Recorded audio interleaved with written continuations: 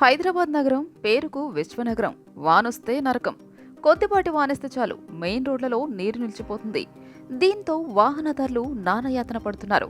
గత ప్రభుత్వాలు ఈ సమస్యపై ఏనాడు దృష్టి పెట్టకపోవడంతో వానాకాలంలో లోతట్టు ప్రాంతాలన్నీ జలమయమవుతున్నాయి.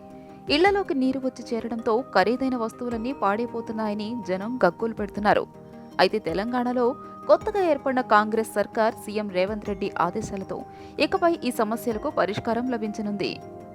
జీహెచ్ఎంసీ అధికారులు దీనిపై కార్యాచరణ సిద్ధం చేశారు. నెల రోజుల వ్యవధిలో దీనికి సంబంధించిన పనులను పురపాలక శాఖ ఆధ్వర్యంలో బల్దియా అధికారులు మొదలుపెట్టి పూర్తి చేయబోతున్నారు.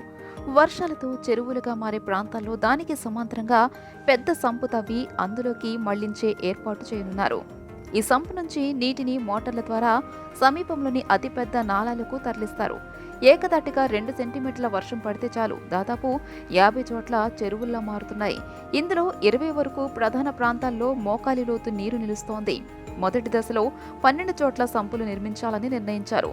పనులకు ఇప్పటికే టెండర్లు పిలిచారు. ఈ నెలాఖరుకే పనులు పూర్తి చేసేలా అధికారులు ఏర్పాట్లు చేశారు.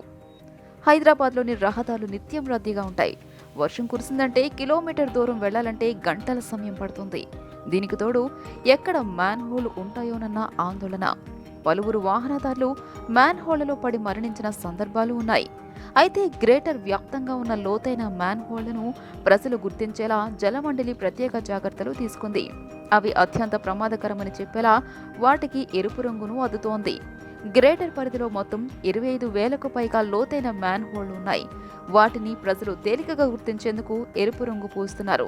తద్వారా వానాకాలంలో వర్షాలు పడిన సమయంలో మ్యాన్ హోళ్లలో పడకుండా ప్రజలను ముందస్తుగా అప్రమత్తం చేసేందుకు అవకాశం ఉంటుంది.